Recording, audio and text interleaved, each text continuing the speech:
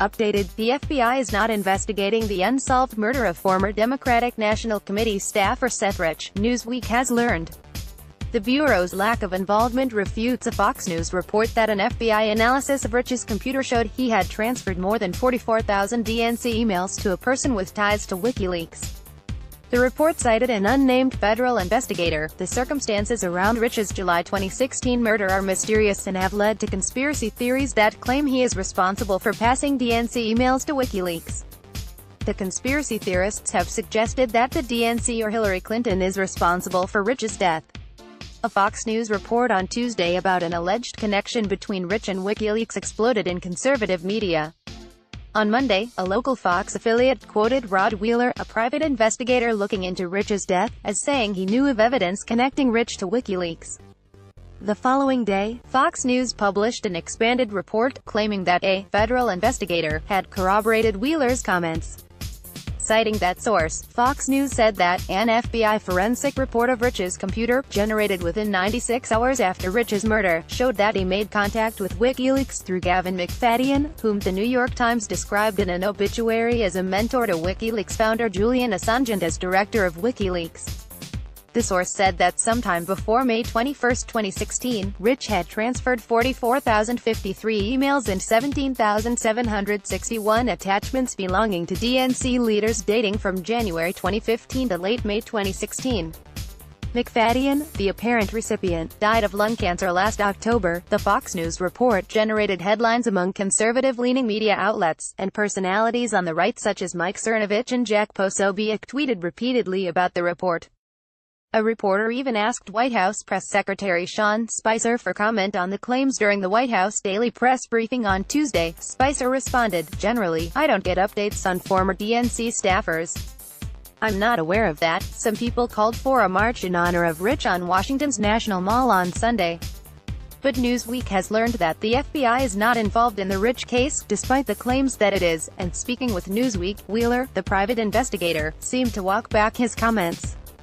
In a message to Newsweek on Tuesday, Wheeler said the Fox News report was misleading and that his information was secondhand from that federal investigator. "I've never, ever seen Seth Rich's computer, nor have I talked with the federal investigator," he wrote in a message. "I think it is likely that there is information on the computer that can assist us in the investigation," he said, "but short of that, I have nothing firsthand," he added. "I'm just going off of what the federal investigator says." Keep up with this story and more by subscribing now. But on Wednesday, Wheeler tells Newsweek he is not surprised to hear that the FBI is not involved in the case, and he says the Washington Police Department had told him the same thing. "I've been told that a couple of times, that they're not involved," he says. The police referred inquiries about FBI involvement to the FBI. Related, why a GOP lobbyist will pay to learn who killed Seth Rich. 27, was gunned down while walking home from a bar in Washington, D.C., on July 10, 2016. Police found that he still had his credit cards, wallet and phone on him. Police believe the incident was a robbery gone wrong. Less than 2 weeks after his death, on July 22, WikiLeaks released 44,053 emails and 17,761 attachments belonging to the DNC, the same amount Rich is said to have sent McFadden. Conspiracy theorists allege that Rich was responsible for the email dump and that Clinton or the DNC had ordered a hit on him. When WikiLeaks said it was offering $20,000 for information leading to a conviction in the case, conspiracy theorists viewed that as possible evidence that Rich was the leaker. In an interview on Dutch television, WikiLeaks' Assange hinted that Rich may have been an informant, though he later backtracked.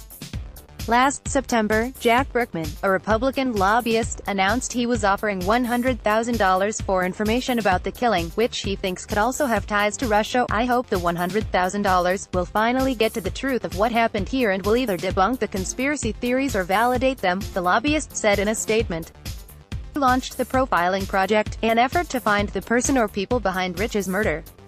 In a statement following the Fox News report on Tuesday, Berkman called for the release of the apparent 44,000 emails, so our team can independently verify the emails and determine how and if they connect Russia and WikiLeaks to Seth's murder. Through a representative, Rich's family also disputed the Fox News report, saying in a statement, "As we've seen through the past year of unsubstantiated claims, we see no facts, we have seen no evidence, we have been approached with no emails and only learned about this when contacted by the press." The family added that any emails found might have been altered.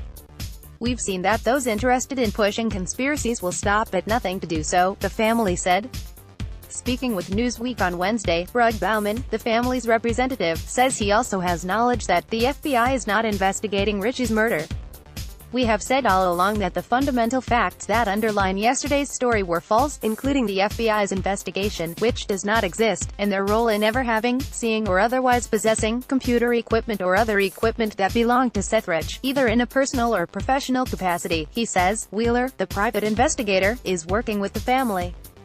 Ed Butowski, a financial advisor who has written for Breitbart News, says he connected the family with Wheeler. In their statement, the family said Wheeler contractually was barred from speaking to press or anyone outside of law enforcement or the family unless explicitly authorized by the family. Bauman says the family did not grant that authorization.